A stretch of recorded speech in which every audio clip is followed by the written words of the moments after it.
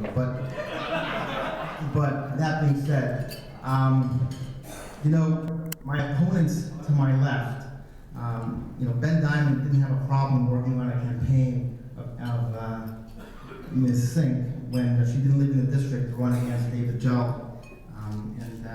You know, Eric Lynn didn't have a problem coming back, although he hasn't been here for about 10 or 15 years. The issue is not, you know, that I moved from one part of the state to the other part of the state. I'm still running for a state house seat in Florida. What you want to do is you want to elect the individual who best represents the ideals of the district. And I have 3 goals. The goals are to listen to your voice, whether you vote for me or not, whether you're a Democrat, Independent, or Republican. I'm the person you want to vote for. And I moved here because respectfully, Dwight, I really thought I could beat you. Remember, I did not jump into the race because it was an open race.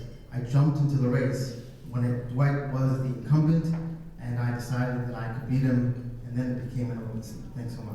Your campaign manager is going to shoot me for this, but I'm going to ask you 2 quick questions. Rick Reisman's the mayor now. Who was the mayor before Rick Reisman? St. Petersburg. Rick Baker. And I want, if you would name for me 3 of the 7 members of the Pinellas County Commission.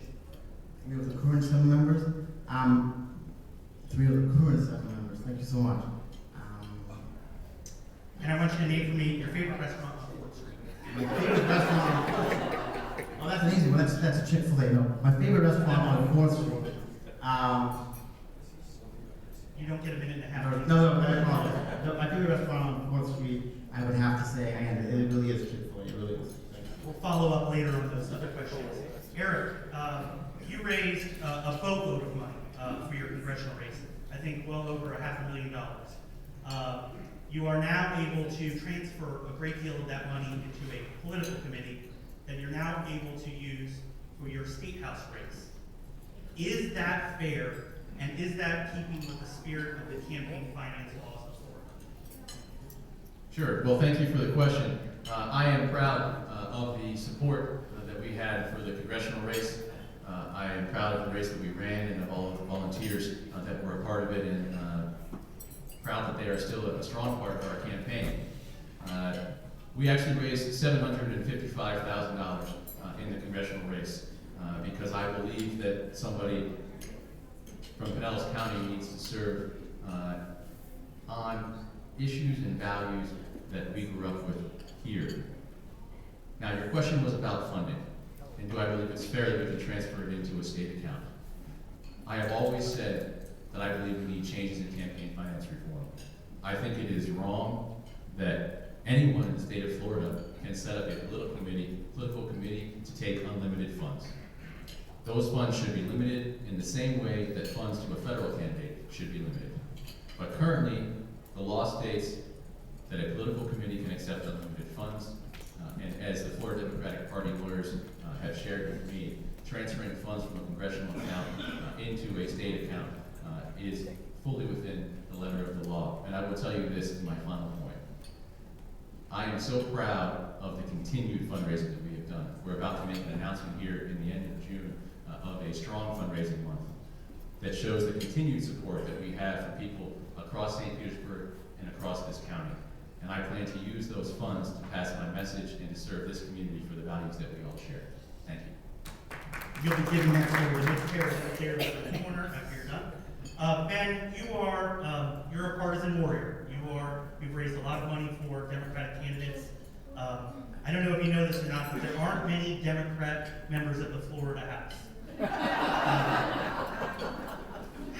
Maybe we should change that. How will you avoid becoming another Rick Reisman or Dwight Dudley, a flamethrower from the backbench? Well, a couple things. First of all, I worked in Tallahassee for 4 years, so I got to see up close and personal the sausage being made. And I saw I think I learned a couple different lessons from that experience about how you can be effective even if you are in the minority party. Number one, if you're not concerned about taking political credit for issues, if you're just concerned about working to solve problems, you can actually be very effective. And I saw that in a number of different examples. Number two, if you really delve into the policy, which I like to do, and you're willing to spend time working with people across the aisle, you can also be effective. So I'm committed to working in that spirit, and I just want to go back for a second to comment on something my opponent said about the fundraising. You know, I do not have a Washington war chest in this campaign, and just because something may be legal doesn't mean it's right. And if my opponent, has a concern about using the money the way he says he does, perhaps he and I can enter into some sort of discussion about not doing that. We can talk more after the debate. Thanks. Look for that in the Yale case. All right, first question. Howard, with your arm shoot. Harvey Landers. Harvey, sorry. This is for the Republican candidate. Your flyer that you distributed at the table says that you are an independent-minded member of the Republican Party. Can you give some examples of where you disagree with the leadership, in the Republican House leadership in Tallahassee? Sure. I was asked a point-blank question by leadership where I stood on pro-choice, pro-life. For those of you who don't know, I know the Jewish faith and Judaism has exceptions to the rule, and I adhere to those exceptions. So therefore, you have to categorize me as a pro-choice individual because we allow certain situations for there to be choices. Also, I believe very strongly that in order, if you have a message, and in order to make your message heard, you have to put another group of people down to make your message important, that your message has no message. And that's probably that's Great. Thank you. Yes, sir. And next.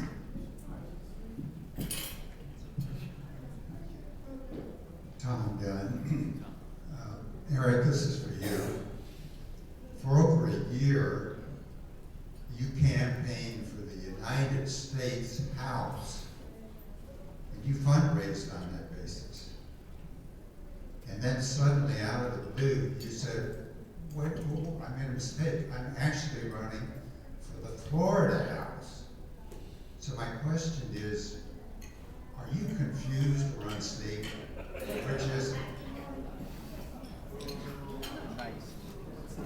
Well, Tom, here's what I would tell you. I did not make a mistake. I was proud to run for the United States Congress, as I said before. As a native of St. Petersburg, I believed we needed a strong representative to be in Washington representing our democratic values. However, there are circumstances that changed, and I will tell you what those two circumstances are. The first is that when I entered into the race for Congress, I was running against a Republican representative who I did not believe was representing this community well, by the name of David Job. He was voting on a basis of supporting the Republican Party in Washington that I did not agree with, supporting gun rights as well as many pro-life measures, and I can go on a range of issues. However, as the race moved on, as many people know, I was then challenged in a Democratic primary by the former Governor Charlie Crist. And in that race, there were many people who told me that I could win, and the way that I could win that race, I'm very confident that we would have won, was only one way. And that was to spend all of the money that you alluded to that we raised in negative attack ads against Thank you. fellow Democrats. Thank you. I was not going to campaign in a negative way. I'm not going to campaign in a negative way in this race as well, and I'm looking forward to representing the State House. Thank you very much. Ann Drake, and then Ken Welch. Good afternoon, Ann Drake McMullen with Doyle Wealth Management. I'd like all three of you to answer this. One of the most critical issues facing the state of Florida, certainly Pinellas County and the region, is transportation. Greenlight Pinellas failed, Go Hillsborough failed.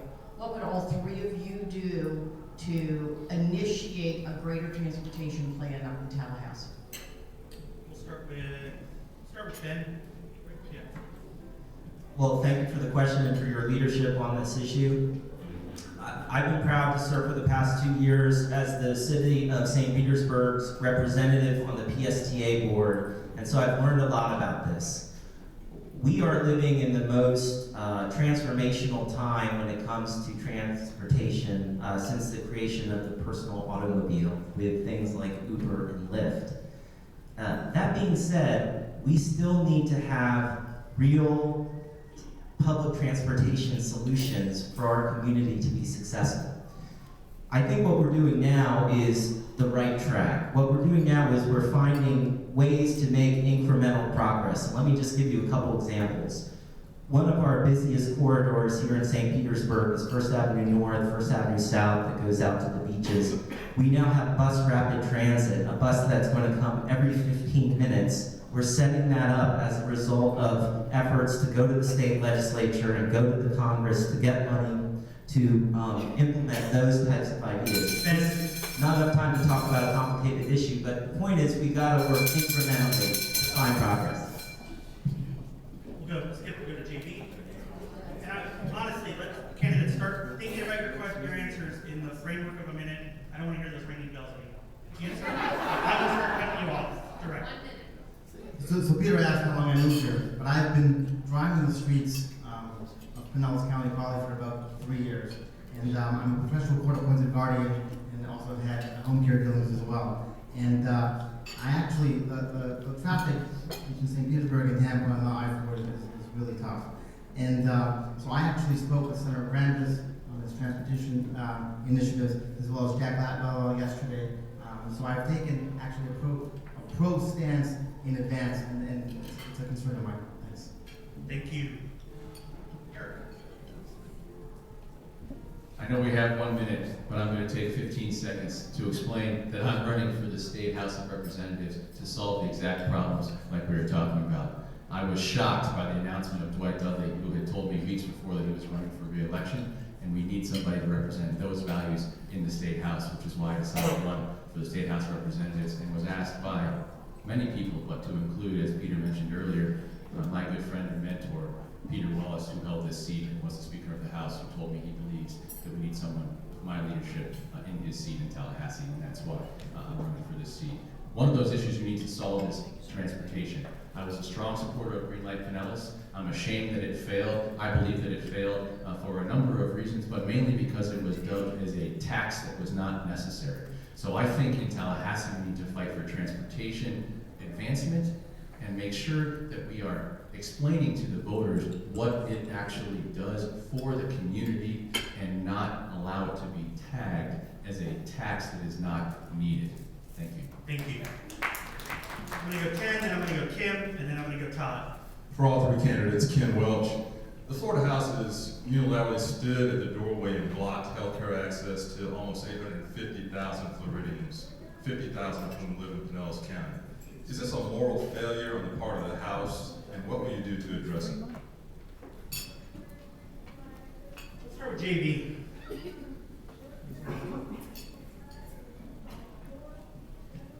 The issue of healthcare is a sensitive one, and the reason it's a sensitive one is because right now, the people that are getting away with healthcare are those who sell the premiums, the healthcare insurance.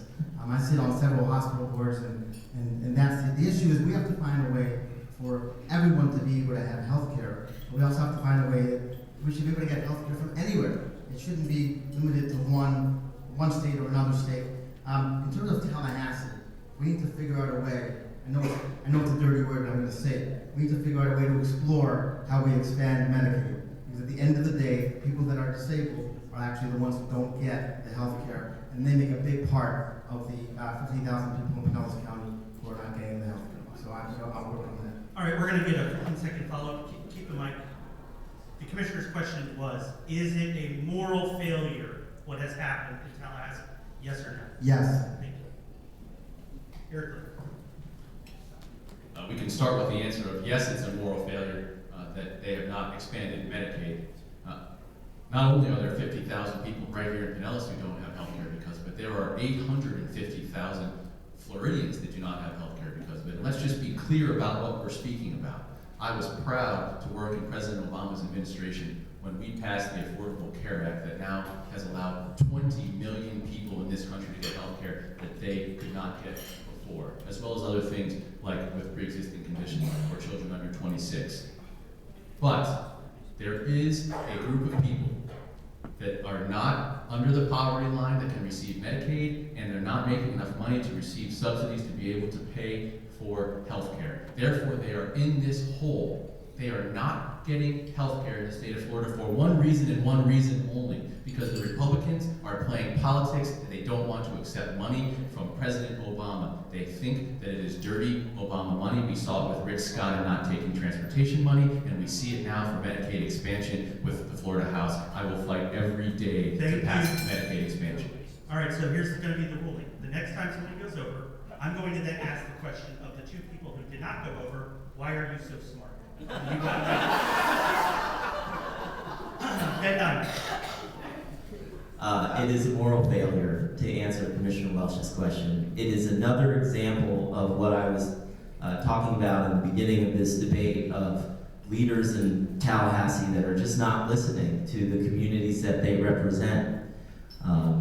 My parents are here. My dad's a retired pediatrician. My mom is on the board of All Children's Hospital. There is a significant coverage gap. There is a significant number of people in our community that could have access to health care that simply do not, because the Republicans in the Florida House decided to take an ideological position that is frankly indefensible. Thank you. Kim Black. Thank you all for being here. Thank you for being here. My question is specifically for the two Democratic candidates, since you have the primary coming up.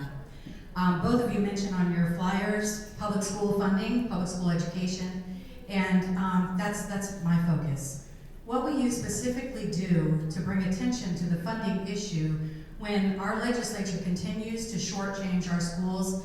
Per pupil spending has not been restored to 2007 levels, and some of our most struggling schools are right here in District 68 for your candidacy. So I'd like to know what specific policies or bills you would file related to restoring public education and holding our charters accountable and stopping our corporate tax breaks.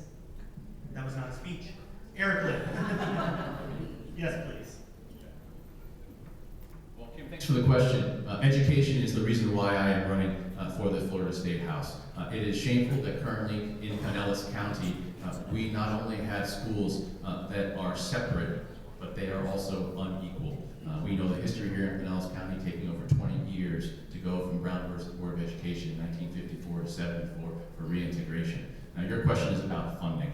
I will fight in Tallahassee to ensure that the per pupil funding goes up. I want to increase teacher pay. I believe that we should have more specialists in schools. The way to solve the problems of current school issues in Pinellas County, I've talked to many of my teacher friends, Kim included, are to flood specialists, reading specialists, math specialists, discipline specialists, and counselors to help in schools because teachers cannot do it all themselves. I will fight every day to make sure that education is a top priority in Tallahassee. Thank you.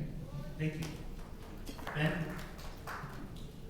Well, I agree with a lot of that. I think that we have to start by deciding where we should focus and where we can really politically make a difference in light of the obvious challenges in the Florida legislature. One area where I think we can make a big difference is by investing more in early learning.